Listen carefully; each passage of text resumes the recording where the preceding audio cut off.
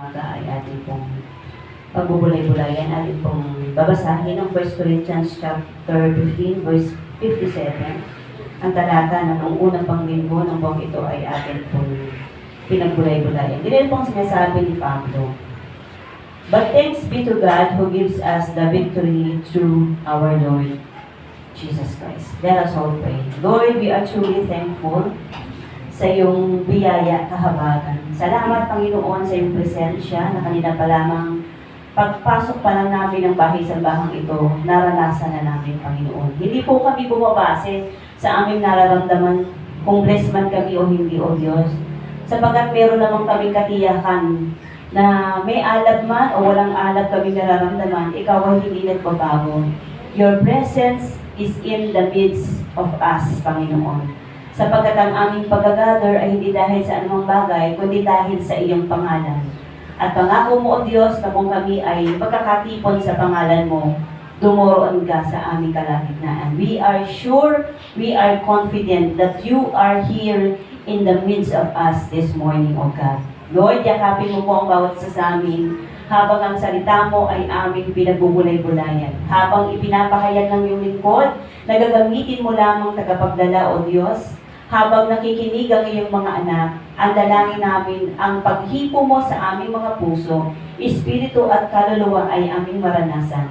Iset aside namin yung mga bagay, Panginoon, na pansarili namin kagustuhan. Iset aside namin yung pangatwira namin sa salita mo, O Diyos, upang ma-justify namin ang gusto namin mangyari sa aming mga buhay. Mula sa iyong lingkod hanggang sa bawat isa, Panginoon, na sa kanilang upuan, ibinababa namin ang aming sarili at ikaw ang aming itataas, O Diyos. Walang sino man ang karapat-dapat sa aming papuri ngayong umaga, maliban sa iyo lamang. Ito, Diyos, ang aming panalangin sa pangalan ni Jesus. Amen. Tayo pong lahat ay makakaupo.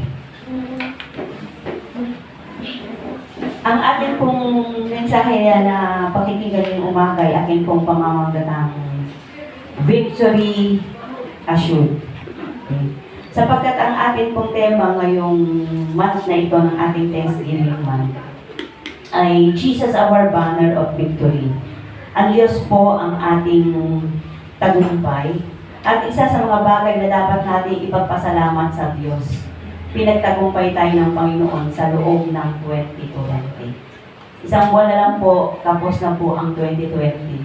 Hindi ko ba napakalaking bagay na hindi lang po natin basta na-survive yung 2020, kundi sa biyaya po ng Panginoon, narito tayong lahat ngayong umaga. Wala naman po akong nabalitaan na nag-positive as of today sa ating pong members. Yan po ay malaking pasasalamat na sa Panginoon. Bagamat marami ang nawala ng trabaho, at maaaring trabaho hindi nga natuloy dahil sa mga pangyayari. Still, the Lord is good. Tagumpay pa rin tayo. So wala akong failure para sa mga anak ng Panginoon. So isang bagay na dapat pinakamalaki natin ipagpasalamat. Bakit po kami pumasok sa tema ng victory ngayong taong 2020? Actually, bago pa po pumasok ang mga biyayang ito ng Panginoon sa atin, ipinakita na ng Diyos sa atin na mula nang nangyari natin ang opening pa lang ng 2020 ay hindi na ganun magandahan. At matatapos anong taon, sinunod-sunod pa rin tayo ng mga pangyayari. So para sa pananaw ng isang taong walang pananampalataya sa Diyos, kalimutan na lang natin ang 2020. Pwede ko bang burahin na lang natin sa kalendaryo, ganyan ang karamihan nasasabi nila. Pero tayo na mayroong katiyakan sa Panginoon. Alam natin, anuman ang pagdaanan natin, we have the assurance of victory. Meron po tayong katiyakan ng tagumpay. Ang victory po na ibinigay sa atin ng Panginoon ay hindi siya bumabase sa nararamdaman natin. Alam niyo kasi minsan ang damdamin natin ay nagbabago. Napansin niyo ba, minsan gusto-gusto niyo mag-worship, minsan ayaw niyo. Minsan gusto-gusto natin mag-pray, minsan ayaw din natin. Minsan aligaga tayo mag-church, minsan naman hinihila ka na ayaw mo pa rin. Kasi yun yung damdamin ng tao, nagbabago. So I want you to know na yung victory na inassure ng Panginoon sa iyo at sa akin ay hindi bumabago sa nararamdaman natin. Hindi nagbabago sa sitwasyon natin. Hindi porke may pinagdadaanan ka ngayon, loser ka na. Hindi porke ganito yung sitwasyon natin, wala ng pag-asa. We have the assurance of victory. Kaya nga po ang title ko ay Victory Assured. Ginawa ko na pong past tense. Ibig sabihin, iyan po ay faith. Diba? Sabi nga ng Mark 11:24, di ba? Pag nag-pray tayo, sabi ng Panginoon, whatever you ask in prayer, believe that you have received them and you shall receive them. Actually, yung pagkagamit ito, past tense na. Hinihingi mo pa lang, pero dahil sa pananampalataya mo, tanggapin mo, na nakamtan mo na. That is faith. So ngayon, sa anumang kalagayan na sitwasyon ng buhay, meron tayo ngayon. Hindi mo tayo pare-pareho ng kalagayan, pero isang bagay ang tiyak. Lahat po tayo may pinagdadaanan. Hindi po assurance sa maraming pera para masabi mong okay ako. Okay? Ibig sabihin, lahat po tayo may pinagdadaanan, pero meron pong assurance ang Panginoon na binigay sa atin na anuman ang sitwasyon na meron ka ngayon, we have victory assured.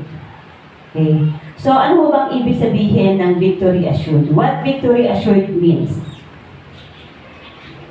Sabi po dito ng aking research, yung word na victory assured ay ganito po ang lumabas. A success attained in a contest or struggle or over an opponent, obstacle, or problem. Ang isang tiniyak na tagumpay daw po, ito po ay isang tagumpay na nakamtan sa isang paligsahan kung ikaw ay sumali sa contest. Na-assure mo yung pagkapanalo, nakuha mo, nakamtan mo, o sa struggle na meron ka, kung ano man ang struggle na meron ka, iniisip mo, ina-attain mo na yung success ay nasa sayo na. Or even an opponent, obstacle, or problem. So, ano man ang pagsubok na meron ka, ano man ang hadlang na meron ka, pag sinabing victory assured, sabi nga ng main verse natin, ng 1 Corinthians 15:57, ang victory galing kay Jesus Christ. So, since kung alam mo na ikaw ay anak ng ating Panginoong Hesukristo, ikaw ay kabilang sa pinaghaharian ng Panginoon, so kailangan nandoon yung assurance mo. Ando na assured ka na ikaw ay magtatagumpay. Actually, hindi magtatagumpay, tagumpay ka na. Okay. Kaya kung tutuusin, wala po tayong problemang dapat katakutan. Wala pong pagsubok na dapat magpagupo sa atin kung maiisip natin that through Jesus Christ, He gave us victory. So, hindi ka pa man pumapasok sa sitwasyon, pinagtagumpay ka na ni Lord. Okay. Pangalawang, sabi ng what victory assured means, it is the act of triumphing or state of being triumph. Ito po ay pagtatagumpay. Ngayon tayo bilang mga mananampalataya ng Panginoon, kapag tumingin po tayo sa sitwasyon na meron tayo ngayon, alam ko lahat po sa atin ay mayroong mga pinagdadaanang sitwasyon. Okay.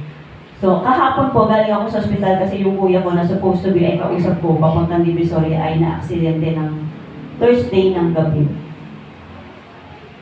Nag-chat pa ako na makikipag kami, tapos sumahan mo kami, tapos makikikain kami sa inyo. At every time naman po kasi napupunta kami ng Maynila o ng Divisoria man, Raon man, para bumili ng mga yan, yan yung lagi kong kasama. Siya yung runner natin sa Manila. Kasi siya yung malapit. Nagtaka po ng Thursday, hindi na siya nagre-reply. Tapos nakaigip na ako, biglang tumawag sa akin yung kapatid kong bunso na na-aksidente nga yung aking kuya doon sa CR nila at nadula siya at nagkaroon ng napakalaking fracture. Actually, nag-split yata siya kasi ano na po siya kasi, may stroke na yung kalahati niyang katawan many years ago. And sad to say na kung ano yung napapakinabangan niyang katawan ng kalahati, yun yung nag-fracture. Ang naging matay problema po namin ay meron siyang heart problem, hindi pa po siya maoperahan. Kasi may maintenance po siya sa heart.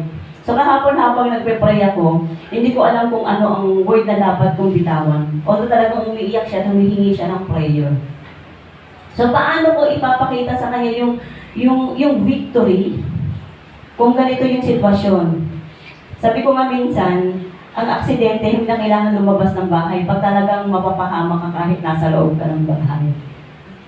Ang kaligtasan po talaga, wala ho sa environment, wala sa security guard, kundi nasa kamay talaga ng Panginoon. So hindi ko naman sinasabing hindi siya iningatan ni Lord. Ang sinasabi ko, may mga sitwasyon sa buhay natin, kaya sabi ko sa prayer, Lord, alam ko na alam mo yung pinagdadaanan ng aking buhay.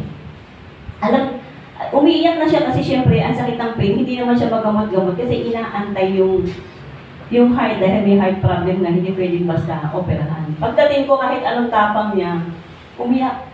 Sa sakit nga siguro kasi pain reliever na yung bibigay. Anong prayer ang pwede mong ibigay? Anong pagpapalakas ng loob ang pwede mong ibigay sa ganitong sitwasyon? Na kaya ka lang doon para bigyan siya ng lakas ng loob. Manghihina yung kalooban mo. So ang sabi ko sa prayer, sabi ko, Lord, alam ko na hindi limit sa iyo ang nangyari. Alam mo na ang nangyari sa kanya ay masakit. Pero pinakita ko sa pamamagitan ng panalangin yun, inalaw mo to, Panginoon, hindi para pasakitan ng aking kapatid. Inalaw mo to kasi gusto mong patunayan sa amin kung gaano ka kabuti at kung gaano ka katapat. Kasi pag nag-focus po tayo sa faith, mawawalan ka ng pag-asa. Eh syempre, meron po siya dalawang hipag ngayon doon na hindi naman Kristyano. Nakikinig yun sa prayer kahit paano.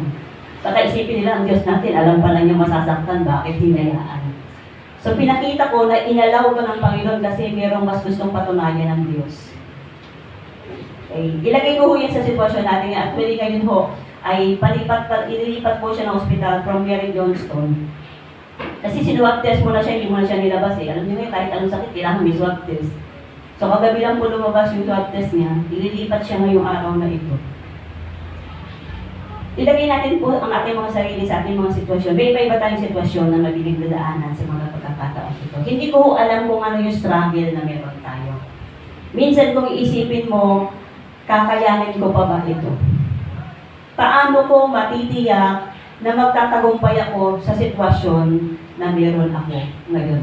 Pero as the Lord promised, katulad ng pangako ng Panginoon, God gave us victory through our Lord Jesus Christ. Huwag mo natin tingnan ang sitwasyon. Ang tingnan po natin yung tagumpay. Minsan ho, ang sitwasyon ay paraan ng Panginoon para makita po natin kung paano kikilos at maghimala ang Diyos sa buhay mo at sa buhay ko. Sabi ko nga, ang kailangan ng kuya ko by this time ay himala. Pero doon sa prayer ko, sabi ko, Lord, kung naghihimala ka noon, alam ko hanggang ngayon, maghihimala ka pa din. Hindi nagbabago ang Diyos. Sino ho nagbabago? Tayo po. Nababago natin minsan yung pananaw natin sa Diyos dahil sa sitwasyon na meron tayo. But I want you to know, I want us to know, kasama na ako, that we are assured. We have an assured victory through our Lord Jesus Christ. So tayo, sa kalagayan natin ngayon, sa sitwasyon na meron kang ngayon, hindi ko man alam personally kung ano ang ating mga kinakaharap, mga pinagdaraanan o pagdadaanan ka. Kasi ang buhay po is a series of tests. Hindi po natatapos ang pagsubok sa isa. Minsan nga ho, nagpapahinga ka pa lang saglit, may kasunod na. Or minsan, hindi ka pa nagpapahinga, sunod-sunod na siya, na minsan nagiging sitwasyon para tayong lahat ay manghina sa ating pananampalataya. So how can we have the assurance of victory? Okay? Kasi sinabi na ni Lord, victory assured. Tiyak na yon, 100% na yon. Ngayon minsan tayo bilang tao, may doubt naman talaga tayo. Lalo na pag hindi maganda sitwasyon, nagda-doubt tayo sa ating Panginoon. Kaya nga minsan pagkatawanan pa natin si Lord. Naalala niyo si Sarah, nung pinangakuan siya ng Panginoon na magkakaanak siya, di ba tumawa siya? Kaya nga ang ibig sabihin ng Isaac ay laughter. Kasi maaaring sa puso niya, meron naman siyang pananampalataya na kayang gawin ng Diyos, pero natatawa siya, bakit? Eh ngayon pa ba ako magkakaanak kung kailan ako ay tuyot na? Ha? At hindi lang basta tuyot, okay? Hindi lang siya basta menopause ang time na yun. Baog siya. Kaya para sa kanya, ngayon pa ba? Natawa siya sa kanyang sarili. Sabi niya, bakit ka tumatawa? Nagsinungaling pa siya, hindi siya tumatawa. Pero, sabi ng Panginoon na after ng 1 taon, sa magitan ng angkin, babalik ako. Pagbalik ko, may anak ka na. Nangyari, kahit pinagtawanan niya. Alam niyo, minsan tayo gano'n din eh. Diba? May mga imposibleng bagay sa buhay natin na pag hiningi natin, parang tingin natin imposibleng mangyari. Alam niyo po yung prayer namin dito sa church, so alam ko, aatin po kayong prayer meeting natin. At nakikinamin ako, natin na pala. For 5 years na nandito ako, nagpe-pray po kami, pag nakita niyo kami nag-pray. Marami pa po sa amin ng tawa kaysa sa iyak. Kasi minsan yung hinihingi namin kay Lord, parang napaka-imposible namang mangyari. For 5 years, we prayed ng, actually, ang prayer lang po natin pala, ang damo din, natin dito sa church na to. At least maayos man lang yung harapan, kasi yung harapan natin kamukhaan ng talipapa dyan sa harap. Pero at least nauna tayong maging talipapa bago po sila. Kasi kilala sila tumayo eh. Diba? Actually, ang ginagather lang po natin para yung harap ng church natin ay maipaayos, maging presentable man lang. Pero alam niyo ba, ilang taon na po namin hinihingi yan kay Lord at ilang taon na kaming nagsusulisit sa ating mga kapatiran para dyan. As of today, ang atin pong naipon ay 7,000. At yung pong 7,000 na yun, wala na po, binili na po ng amplifier kasi pumupukak na po yung dati. So wala na siya. Pero alam niyo, nakakatawang isipin, pero ang Diyos kaya gumawa ng imposibleng bagay. Ako po bilang pastor, wala na nagpastor ako, never po ako lumapit sa kahit na kanino. Never ako nagsolicit na kahit na kanino, nangihingi ako sa Diyos. Pero ang Diyos na ang kumausap ng tao para gamitin para sa atin. He is willing to pay more than 5 million para sa lupa natin. He is willing to pay para maipagpatayo ang isang magandang church. Hindi po para sa atin, kundi para kay Lord. Ano po ginagawa niya yun? Hindi para sa atin, kundi para sa Diyos. And as a proof, yan pong sasakyan na yan, kasama po yan sa prayer. Pag nag-pray po kami, may kulay. Tanungin po sa kasama namin sa prayer dito. Lord, bigyan mo po kami ng puting sasakyan. Tumatawa lang kami. Matawang manghingi ka ng specific na kulay, gusto namin puti. Pero alam mo, nakakatawa. Pero ngayon, ayan na sa harap niyo. May gumawa ba para sa atin? Wala. Lahat po yung gawa ng Diyos. 100%. Ano gusto mo sabihin sa inyo? Ano man ang sitwasyon mo ngayon, minsan nagda-doubt ka kay Lord. Minsan yung assurance mo nawawala. Kahit inassure na sa iyo ng Panginoon. I want you to know na minsan kahit na imposible, kahit pinagtatawanan mo, kahit ipananampalataya ka, pero minsan pa, kung hahayaan mo si Lord, patutunayan na sa iyo kung paano kanya pagtatagumpayin sa anumang sitwasyon na meron ka ngayon, meron ka bukas, at meron ka sa hinaharap. How can we have the assurance of victory? First, we have an assurance of victory because God is for us. Okay? Magkakaroon po tayo ng katiyakan ng tagumpay sa ating mga buhay sapagkat alam natin, sigurado tayo na ang Diyos ay nasa atin. Diba? Sabi ng Romans 8 verse 31, what then shall we say to these things? If God is for us, who can be against us? Kung ang Diyos ay nasa atin, sino pa ang lalaban sa atin? Diba kung itutuloy niyo po yung mga verse na yan, dyan po yung papasok na, who can separate us from the love of God? Sino ang makapaghihiwalay sa inyo sa pag-ibig ni Kristo? Kagutuman ba? Karamdaman? Kamatayan? Kahirapan? Pagsubok? Kapangyarihan sa lupa? Kapangyarihan sa langit? Wala. Walang anuman ang makapaghihiwalay sa atin sa pag-ibig ni Kristo. So anuman ang sitwasyon na meron ka ngayon, hindi nangangahulugan na loser ka. Ang pinakikita ng Panginoon sa atin, kung kasama mo ako, sino pa ang lalaban sa atin? The fight is not for us. Diba? Sabi nga ng Panginoon kay Moses sa Exodus 14 verse 14, the Lord will fight for you. You need only to be still. Ang Diyos ang lalaban para sa iyo. Minsan mo kasi, katulad ng mga Israelita ng time na yan, pag nakugkog na sila ng kalaban, natatakot na sila. Saan pa tayo tatakbo? Pero ano ang sabi ni Moses? Relax lang kayo. Wala kayong kailangang gawin because the Lord will fight for you. Kung ang Diyos na ba ang kasama mo, sa tingin pa, meron ba bang kapangyarihan pwedeng makanaig sa akin? Wala. Pangako yan ang Diyos sa atin. Bakit ba ng panahon ng Old Testament, bakit ang mga tao ay takot sa mga Israelita? Hindi dahil magigiting ang Israelita, hindi dahil matatapang sila, kundi dahil kilala nila na ang Diyos na gumagabay sa Israelita, walang makakatalo.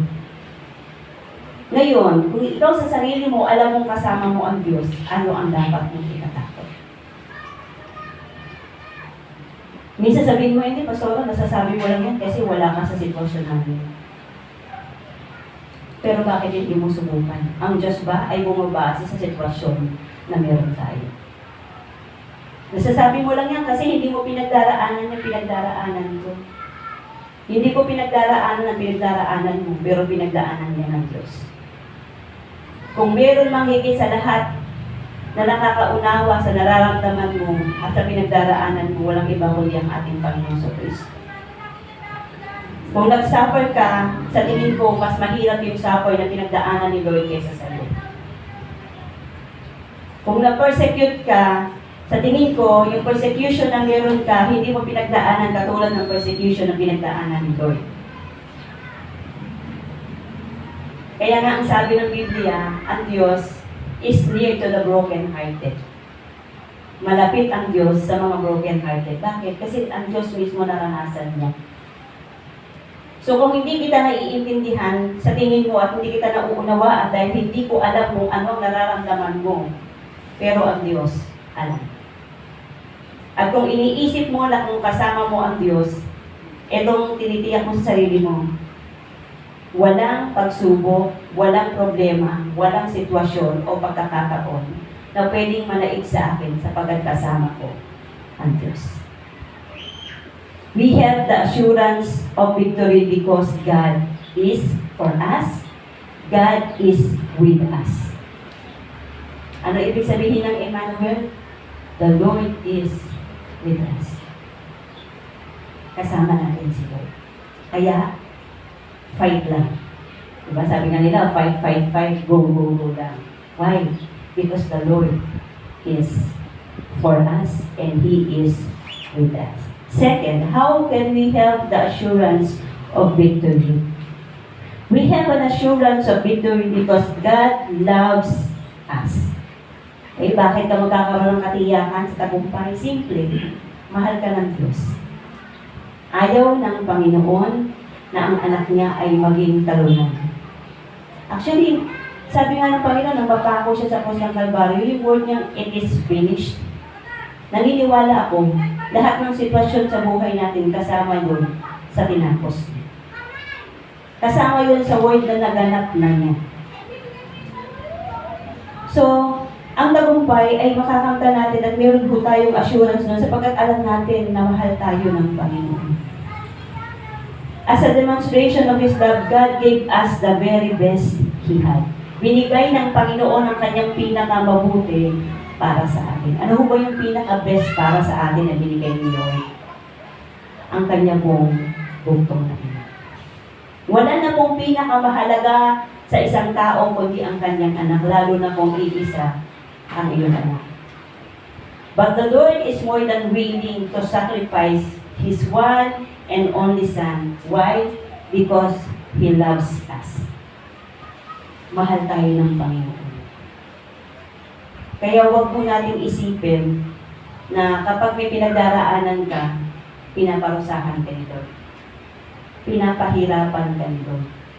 Hindi tayo hahayaan ng Panginoon. Sabi nga ng Biblia, wala pang pagsubok na dumating sa atin na hindi pinagdaanan ng lahat. Ngunit pagdating ng pagsubok na yan, bibigyan tayo ng lakas ng Panginoon para pagtagumpayan ito. Alam ni Lord, may pagdadaanan tayo. Pero every time na may pagdadaanan ka, sabi ng Biblia, bibigyan niya tayo ng lakas. Para saan? To overcome. Para pagtagumpayan. So lahat tayo masusubok at patuloy na susubukin, pero ang katiyakang binigay sa atin ng Panginoon, magtatagumpay tayo. Mahal tayo ng Panginoon. In Romans chapter 8 verse 32,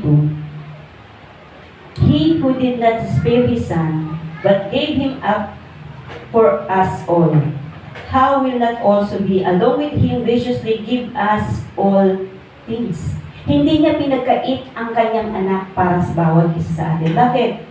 To graciously give us all things. When we say all, meron ho bang exempted sa all? Wala. Ibig sabihin, walang bagay ang hindi kayang ibigay ng Diyos para sa iyo at para sa akin. Bakit hanggang ngayon, Pastora, mahirap pa rin kami? Bakit hanggang ngayon, ganito pa rin kami kung hindi iyan ang, kung kayang ibigay ng Diyos ang lahat para sa akin? Minsan ho, kailangan ho laging palawakin ang ating mga pangunawa. Ang sinasabi mong all things ng Panginoon ay mga bagay na hindi makakapagpasaya lang sa iyo. Although gusto ng Panginoon sumaya tayo, kundi ang sabi ng Panginoon, ibibigay niya sa atin ang lahat ng ating mga pangangailangan. All things. Walang hindi kayang ibigay ang Diyos sa iyo at sa akin. Kung hihingi ka ng tagumpay sa Panginoon, bibigyan ka ng tagumpay ng Panginoon. Kasi, kung ang iisipin mo, minsan kasi ang hanap lang ng tao sa Diyos pagpapala.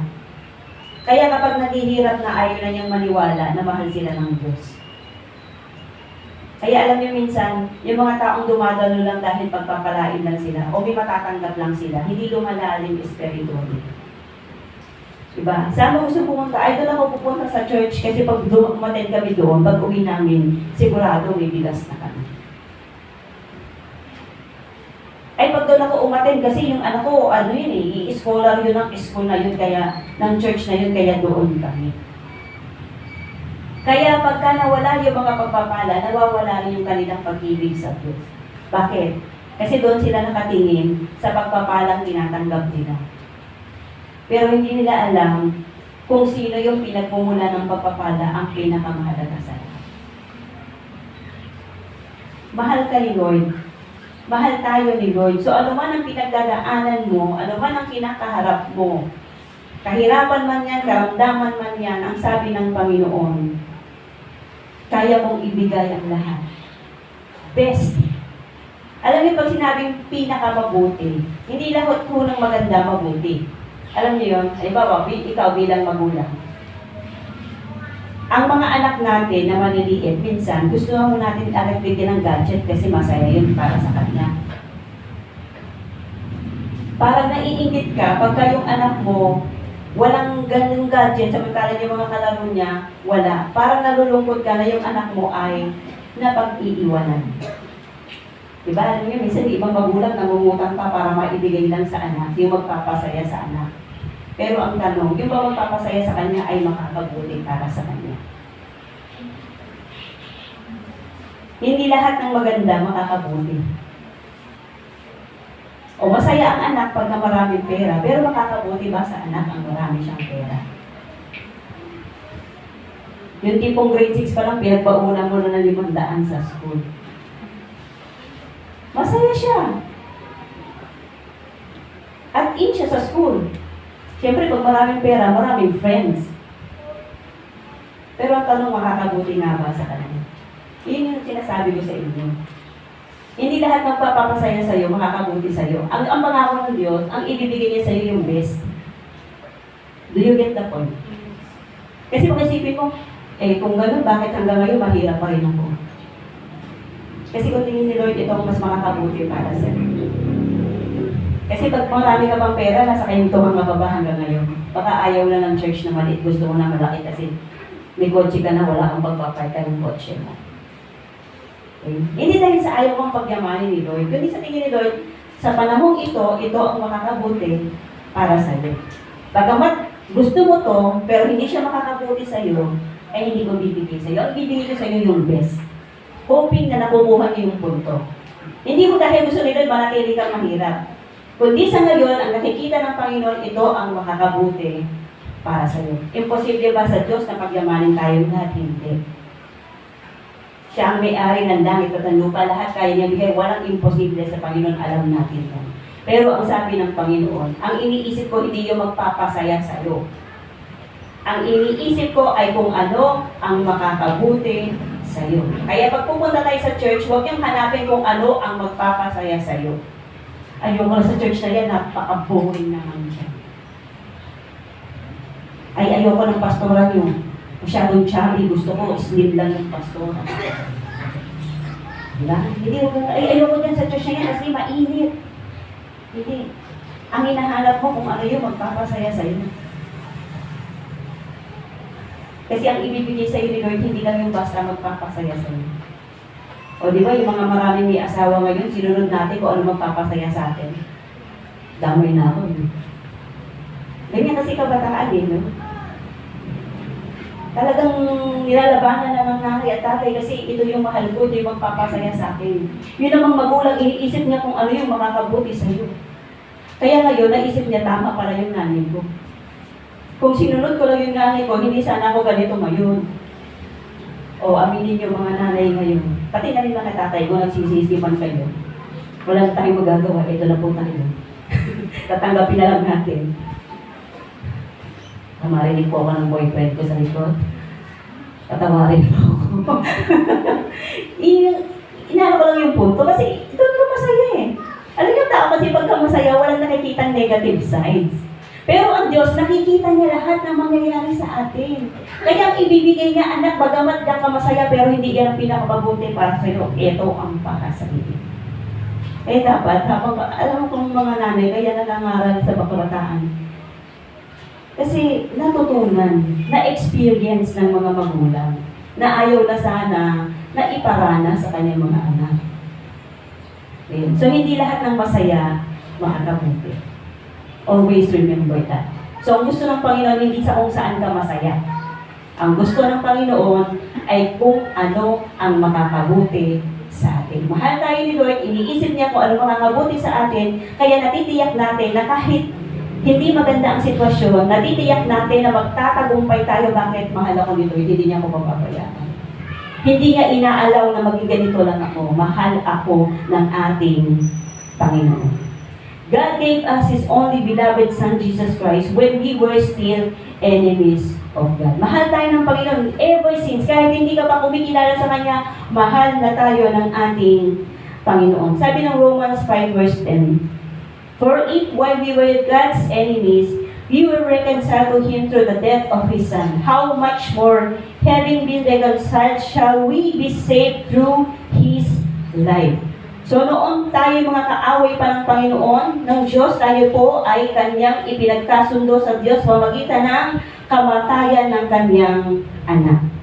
Colossians 1 verse 21, Once you were alienated from God and were enemies in your minds because of your evil behavior. Dahil po sa ating kasamaan at kasalanan dati, tayong lahat ay nawalay at napalayo sa Diyos.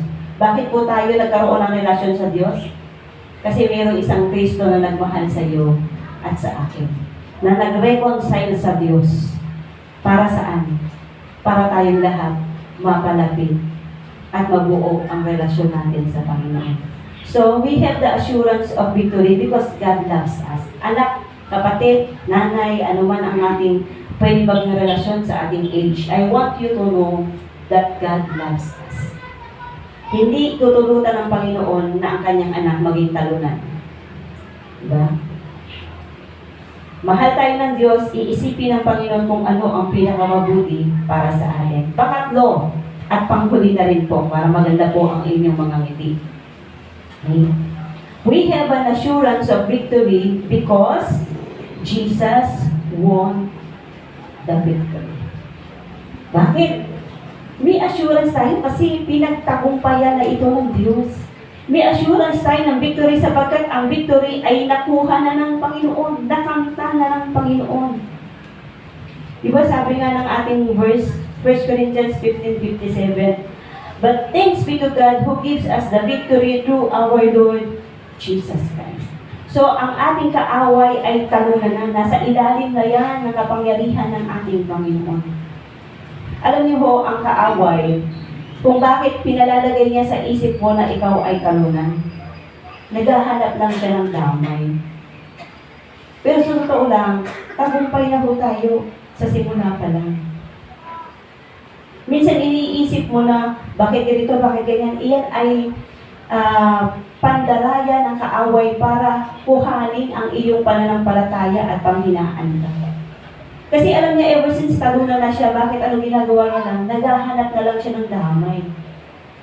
So, wag na po nating hayaan na mapasama tayo sa kaaway na talunan. We are the children of God, kaya po tayo ay victorious. Tayo po ay, sabi nga ng Romans pa rin, more than conqueror in Christ Jesus Christ. Higit pa po tayo sa mga mananagumpay. Ang 15:57 ng 1 Corinthians, pag sinunod po niyo ho yan ang verse 58, ganito po sinasabi. Wala ho yan, ano lang po. Habang sabi ng 58, stand firm, let nothing move you. For your labor in the Lord is not in vain. Magpakatatag ka. Ano sinasabi? Ano man ang pinagdadaanan mo, magpakatatag ka. Let nothing move you. Dapat walang anuman, walang sino man, walang sitwasyon, walang tao, walang pagkakataon ang makapagpatinag sa iyo. Sino ba ho ang nadideclare na tagumpay sa lahat ng labanan? Yung nananatiling nakatayo. Diba? Sa boxing, ang nananakdown, talo. Pero tayo, dahil tayo ay anak ng Panginoon at alam natin victorious tayo. Kahit ano sitwasyon mo, sabi ni Paul, let nothing move you. Dapat walang makapagpatingnan sa iyo, manatili kang nakatayo. Oo, manghihina, pero ang pangako ng Panginoon sa atin, bibigyan kita ng lakas. Pagtatagumpayin kita. We are victorious. So, next Sunday po, maaaring isuot nyo yung mga t-shirt na inyong in-order. Ang nakalagay po doon na ay victorious. Sana every time na isusuot nyo siya, maipaalala sa inyo ng Panginoon, anak, you are victorious. Kung gusto mo araw-araw mo isuot para hindi mo maramdaman na loser ka, mag-order ka ng mga pito, hindi tayo ng commission sa kung sino man nagpapa-order nito. Order ka na lang ng 7 kulay, 1 linggo, araw-araw. Para pag-gising mo pa lang, hindi ka na mawala ng pag-asa. You are victorious. May discount ba ito pag ano? Sino ba nagpapa-order nito? I am victorious. Mananagumpay ka na. Walang sitwasyon, walang anumang bagay ang pwedeng makapagpatina sa iyo. Okay, sabi ng 1 John chapter 4 verse 4, dito po ako magwawakas. You, dear children, are from God and have overcome them. Okay? Tayong lahat ay anak ng Diyos. Because the one who is in you, sino ho ba nasa atin? Sino ho ba kasama natin? Sabi ng Bible. Yun, hindi nyo kilala. Sino kasama daw natin? Pwede pong magsalita kahit nakamas. Ang Diyos. Si Jesus ang kasama natin. Sabi dito, because the one who is in you is greater than he that is in the world. Mas malaki, mas malakas, mas makapangyarihan ang Diyos na nasa sa atin kaysa sa Diyos ng sanglibutan. Ito. That's why we are victorious and we are victory assured. Sa atin pong pagwawakas ngayon pong umaga. Ang katanungan po na aking iiwanan sa inyo ay, do you feel that you are a loser? Tingin mo ba ay talunan ka? That is a big lie from the enemy because he was a loser in the beginning. So kung iniisip mo na talunan ka, iyan po ay isang malaking kasinungalingan, iyan lang po ang ipinapasok sa iyo ng kaaway sapagkat siya po ay talunan na sa simula pa lamang. If you are in Christ Jesus, your victory is assured. Anak, tiniyak na ng Panginoon ang tagumpay para sa iyo. Hindi ka pa man lumalaban. Hindi ka pa man pumapasok sa battle. Victory is assured. Let us all pray. Panginoon, kami po ay nagpapasalamat sa iyo ngayong umaga. Lord, we are so thankful. Ang month, Panginoon, ng November is a Thanksgiving month. Lord, nawa hindi lamang every November kami nagpapasalamat sa iyo. Kundi paggising pa lang namin sa umaga, we are thankful na nakita mo na grateful ang puso ng bawat isa. Lord, salamat sa loob ng isang taong ito, mga ilang araw na lang, matatapos na po ang 2020. Alam ko napakaraming pinagdaanan, hindi lang ng Pilipinas, kundi ng buong mundo. Kami po ay lumalapit sa iyo ngayong umaga. Alam ko, O Diyos, na napakarami sa amin. Lord, hindi na po ako lalayo, papasok po ako dito sa loob ng nasa loob ng bahay-sambahan ngayong umaga. Kung sa tingin mo ay ang hirap ng pinagdaanan mo this year ng 2020, baka isa ka sa mga nawalan ng trabaho, o isa ka sa nawalan ng opportunity na makapagtrabaho dahil sa pandemic na ito. Dumating na ba sa punto ng isip mo na ano na nga ba ang nangyari at mangyayari pa sa akin? Dumating ka ba sa punto na kinwestiyon mo na ang Panginoon? I want you to know, yung sitwasyon mo ngayon, hindi yan ang define kung ano mangyayari sa iyo bukas. The Lord is good, the Lord is faithful, and He never fails. Ano man ang sitwasyon na meron tayo ngayon, ang Diyos ay hindi nagbabago. Masasabi mo ba sa sarili mo na, Lord, I am victorious. Ako, Panginoon, ay nagtagumpay. Kaya mo ba bang pasalamatan ng Diyos? Pagkatapos ng taong ito, pagkatapos na lahat ng pangyayari. Kaya mo pa rin sabihin, Lord, salamat kasi nagtagumpay ako. I want you to know that you are victorious. Nang time na tanggapin mo si Kristo bilang Panginoon at iyong tagapagligtas, tagumpay ka na. Panginoon, ang akin pong panalangin, lagi mo pong ipaalala sa amin araw-araw na walang battle, walang temptation, walang anumang trials, difficulties, hardship, sickness, and diseases ang kakaharapin namin, ang hindi namin kayang pagtagumpayan. Tulungan mo lang po kami, Panginoon, na laging bumalik sa iyo. Kung dumating man yung time na, Panginoon, na kami po ay nanghihina, Lord, palakasin mo po kami katulad ng pangako mo sa amin, Lord Diyos. Kung nadadapaman kami, Panginoon, salamat sapagkat may katiyakan kami na kami ay ibabangon mong muli. Lord, nawa ang tagumpay na nakamtan mo sa krus ng Kalbaryo. Lagi naming tanawin habang kami ay nabubuhay hanggang sa kami ay humarap sa iyo, Panginoon. Salamat po sa iyong mensahe na lagi nagpapaalala sa amin. Lagi nagpapalakas ng aming mga kalooban. Lord, magmula po ngayon, tulungan mo kami na mawala ng aming mga takot. Mawala ang aming mga doubts sa iyo. Ano man ang aming kakaharapin mula sa araw na ito, ngayon po, handa na kaming lumaban. Handa po kaming tumayo, hindi para sa sarili namin, kundi may katiyakan kami sapagkat kasama ka namin. Pagtatagumpayin mo po kami, Panginoon. In the name of Jesus Christ, I am declaring victory over the lives of each one of us. Tanggapin mo ang tagumpay ng Panginoon. Ano mang struggle na meron ka emotionally, physically, materially, financially, iyan man ay kailangan mo sa iyong spiritual na buhay. Declare it to yourself in the mighty name of Jesus, you are victorious. We are all victorious. Salamat po, Panginoon, sa tagumpay. Hindi lamang ng gawain ito, kundi sa tagumpay ng aming buhay na nagbubuhat sa iyo. We are thankful because you gave us victory through our Lord Jesus Christ. This is our prayer in the mighty name of our Lord Jesus Christ. Amen.